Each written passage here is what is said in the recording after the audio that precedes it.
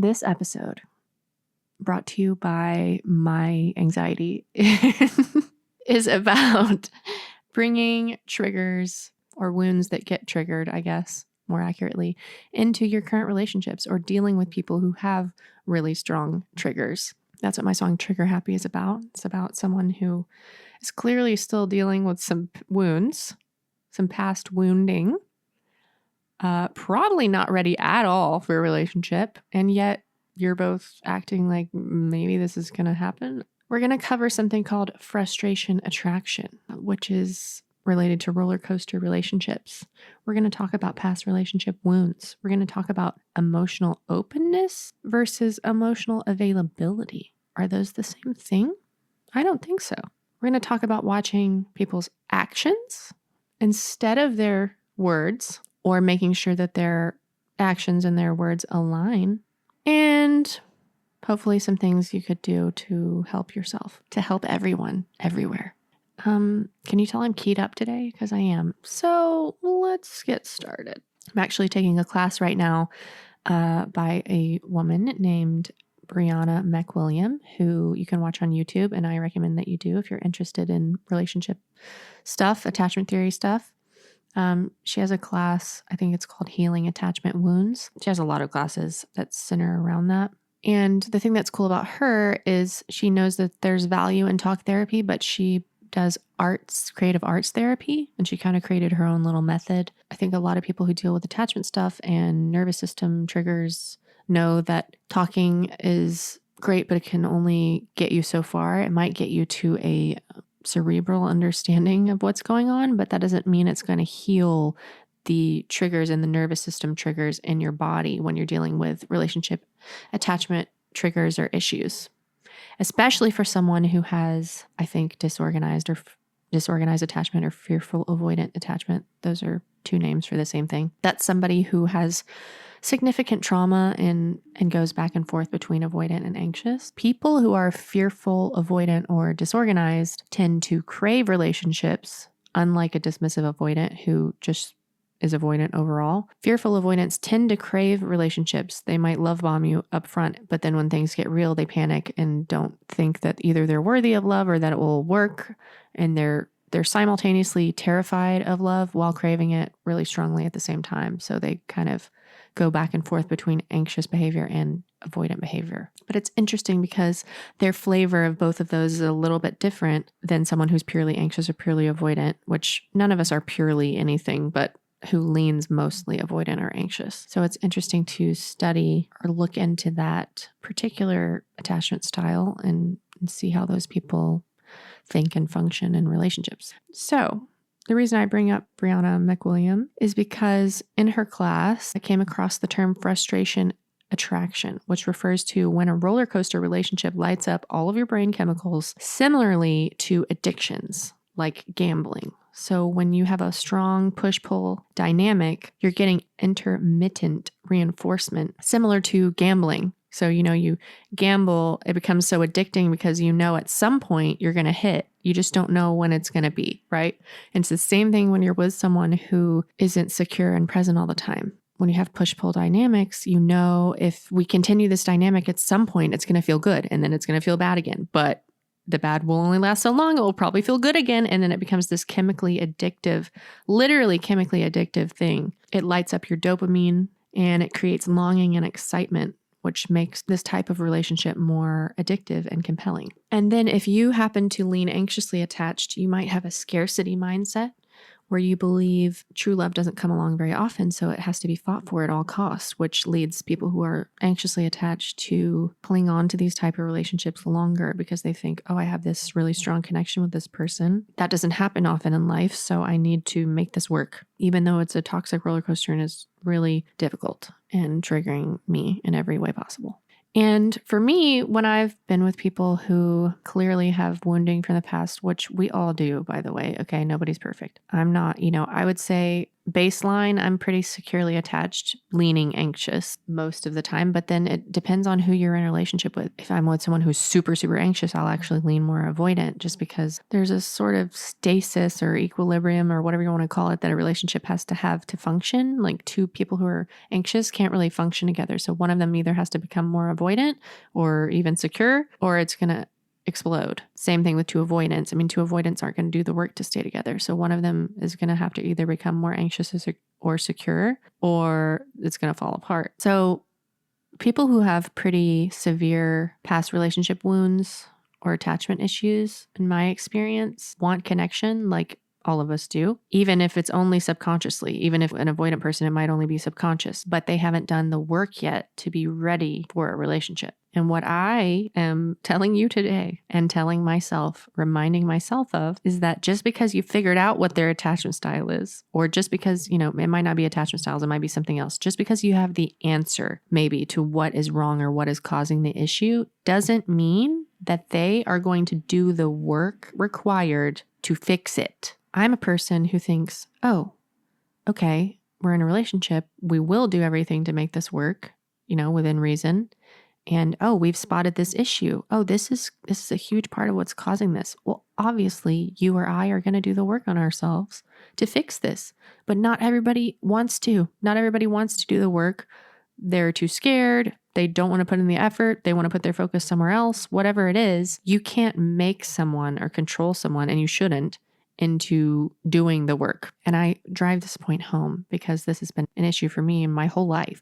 I've done this with people, even with friends, thinking, oh, if I could just inspire them more, they'll go do this or that. And I guess I have a heart to help people. And since I'm the type of person who's really into self-improvement and work and psychology and all this kind of stuff, and supporter of therapy and all of that, I just assume that everyone else, why would you not want to do that? Why would you not want to improve yourself? Why would you not want to do things that would make your relationships easier and better and more fulfilling? But once again, just because you know this, just because you have figured out maybe what might be wrong, doesn't mean they are going to care or do the work. Or maybe they care and maybe they will even say they're going to do the work. But this is where you have to start paying attention to action, because even saying you're going to do it doesn't mean you're going to do it. And you can get stuck in a loop where you go, well, I just know they're going to do it soon, and they're not gonna. You have to pay attention to their actions. I came across a very interesting situation where I think I was dealing with someone who had disorganized attachment, and they were super emotionally, what appeared to me to be emotionally open and affectionate, I should say, would be more accurate. I mean, both really. And I thought, oh, I had been with an avoidant person. So this is like amazing. I love this. This is someone who's like closer to me and more on my level of, what kind of affection I like or how much affection I like in a relationship. But what I learned was emotional openness or even affection is not the same as emotional availability. Just because someone appears on the surface to be affectionate and lovey doesn't mean that they're actually willing to be vulnerable and emotionally available. And what that means is, example with this person, very affectionate. If you tried to have any sort of serious conversation, it was like an immediate reaction, just a total trigger for them, could not have a conversation, thought it was like totally bailed, like immediately if there was any sort of serious conversation happening. So you can totally get love bombed by somebody who is emotionally affectionate, but not actually ready to deal with anything real. And here's another thing. I would get caught in the trap of, are they like consciously manipulating me, or do they really feel these things, but are their feelings real for me or not? I can't tell what's going on. But here's another hot tip. That's not your job to figure that out. You shouldn't be confused. If they're telling you one thing, but then their actions are showing you something else and you're confused, then either they are being manipulative or they're confused. Either way, it's not good for you. And it's not your job to waste your own time trying to figure that out. Maybe they do have feelings for you. It doesn't matter because their actions are not healthy. Their actions are not conducive to a good, healthy relationship. So it doesn't really matter if they have feelings for you or not, or if you have feelings for them, because it's going to be toxic and awful if they don't want to work on stuff. And so that goes back a little bit to just because you have the answer. So even if you figured out somehow if their feelings were real or not, just because you have the answer to that question doesn't mean that the actions are going to line up. Doesn't mean that they're going to do the work. So that's why you have to pay attention to their actions, because you can never know if someone's being truthful about what they're saying, but you can know what they're doing. You know what they're doing. You know how they're behaving. Are they talking to you regularly? Are they being consistent? Are they being giving? Are they, if you're a woman and you care about this, are they picking you up? Are they planning things? Are they putting in effort? Are they doing things? Actions, not I'm gonna do this or I wanna do this. If they're telling you, oh, I'm gonna pick you up and and then they cancel. Do they cancel? Do they actually do it? This was a situation I was dealing with where he would go, oh my God, you think I'm such a bad guy and I'm doing this or that.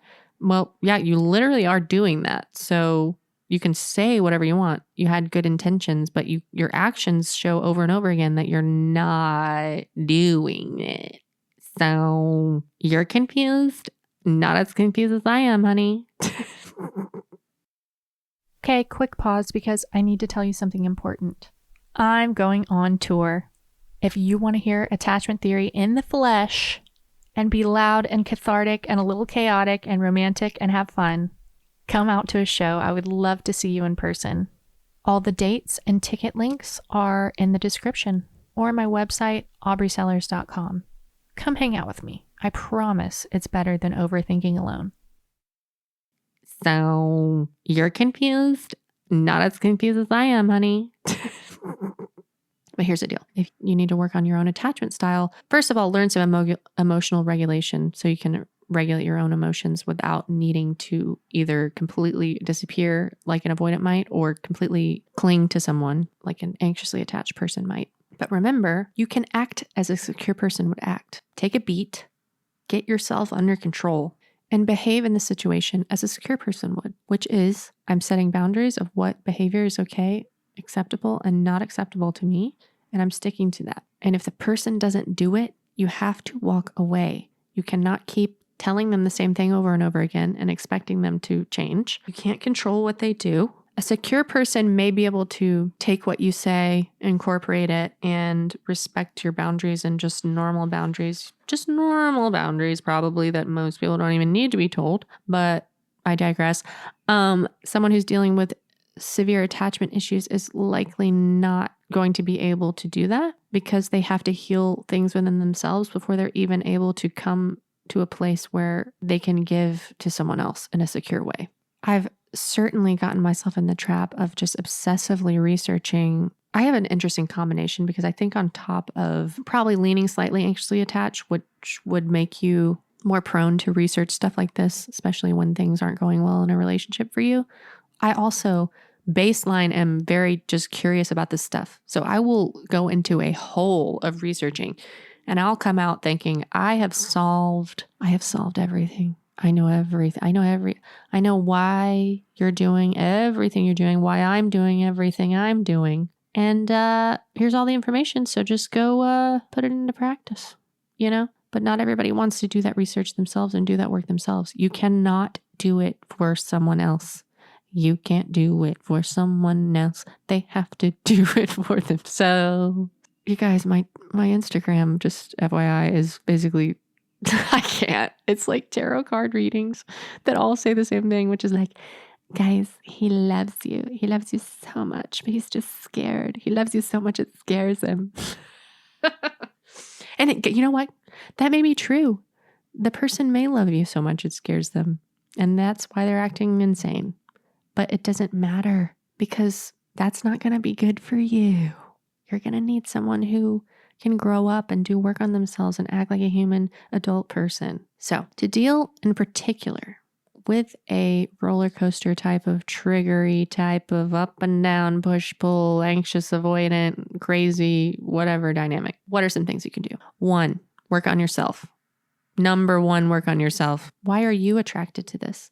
Why is this appealing to you? What about this is appealing to you? Are you avoiding things about your own healing journey?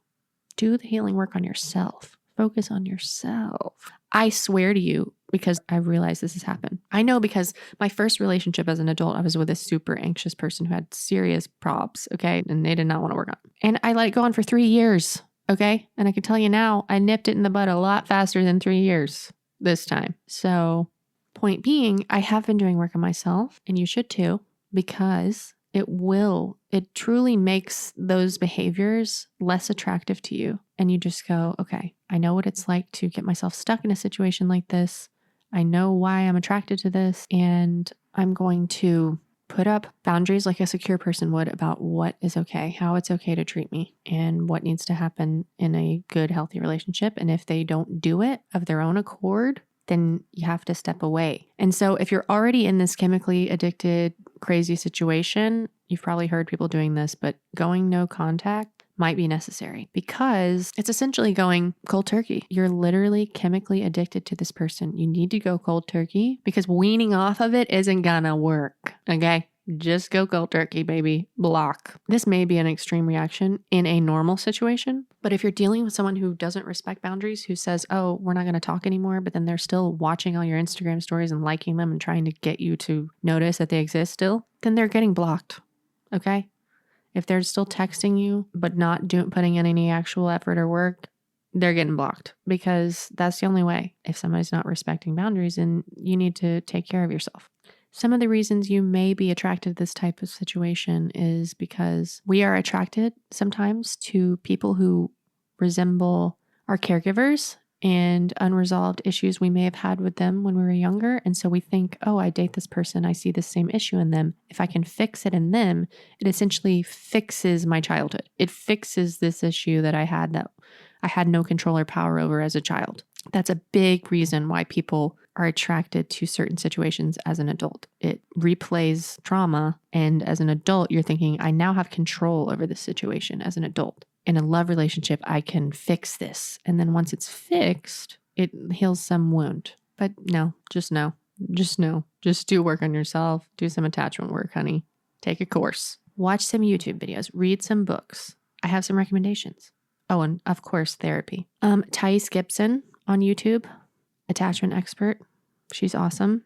Brianna McWilliam, who I already mentioned. Both of them have websites as well as YouTube videos, and they both have tons of courses you can take. Heidi Priebe is another great resource. If you're a guy or you're interested in a guy's perspective on attachment, Adam Lane Smith is another good channel to watch on YouTube. The book Attached is considered the kind of gold standard of attachment theory books. There's a lot more than that, but if you just want a basic explanation, somewhere to start, that's a good overview. Because if you're watching YouTube videos and you have no concept of any of this, it may be a little hard to organize in your brain. So you might want to start with something like Attached just to get a general idea. And then you can deep dive into YouTube and get more specific with certain situations. Another thing is if you're avoidant or you're dealing with someone who's avoidant, dismissive avoidant, freetoattach.com is like the Bible of avoidant attachment. Freetoattach.com.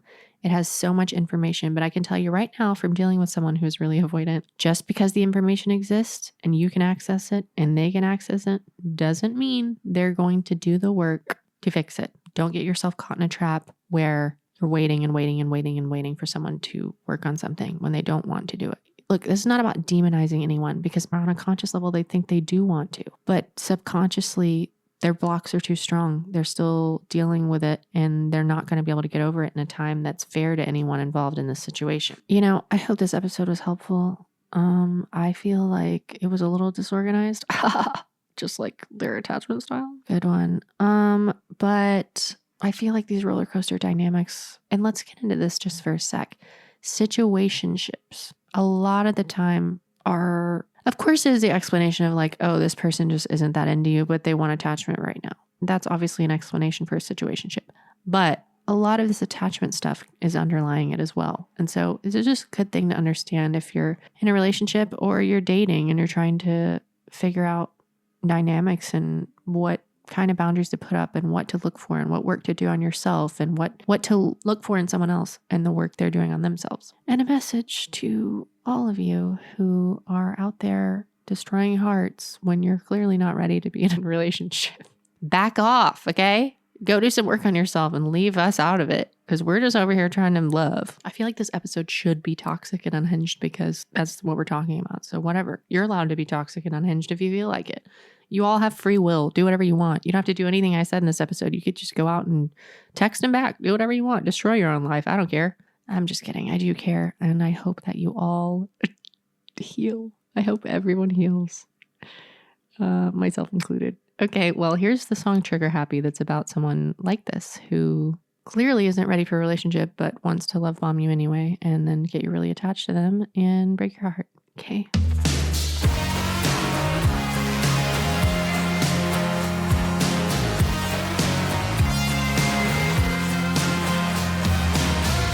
We're here again.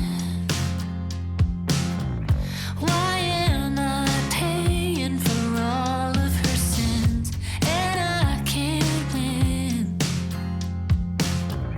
You're gonna kill this before it begins.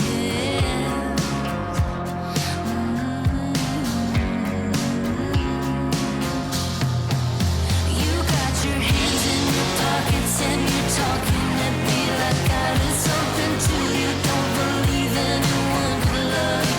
Baby, I see through you. Always 1 foot out the door, but I want more. Why can't you say you're not ready?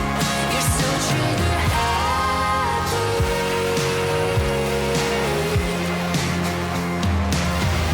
You got your back up. You're like a cat ready to pounce. You got your claws out, and I'm climbing up the walls now. You got your hands in your pockets and you're talking at me like I did something to you. Don't believe anyone could love you. Baby, I see through you. Always 1 foot out the door, but I want more. Why can't you say you're not ready? You're so trigger happy.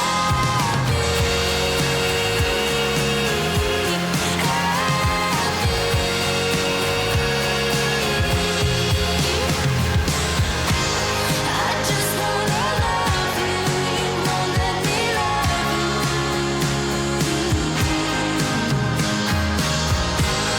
I'm sorry she hurt you.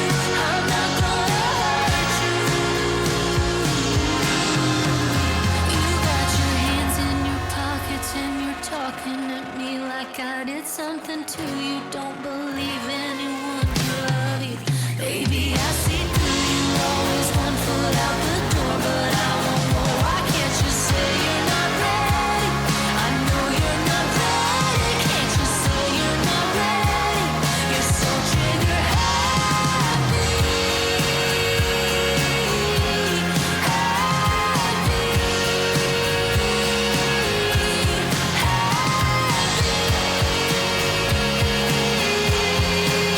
Why can't you say you're not ready? You're so trigger happy.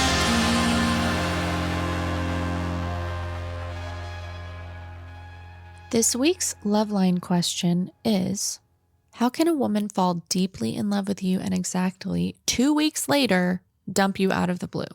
That's not a fun experience, and I think a lot of people have gone through something like this where the shift feels sudden and confusing. Sometimes when someone falls deeply in love very quickly, or at least on the surface seems to be falling in love deeply very quickly, what's happening is that the intensity of the connection is moving faster than their emotional capacity to sustain it. So in the beginning, there's this excitement and chemistry and all this possibility and all the dopamine and novelty that comes with meeting someone new, and it can feel really real in the moment. But as the relationship progresses and starts to become more emotionally significant, it can also start to trigger deeper fears around vulnerability, commitment, or even loss of independence.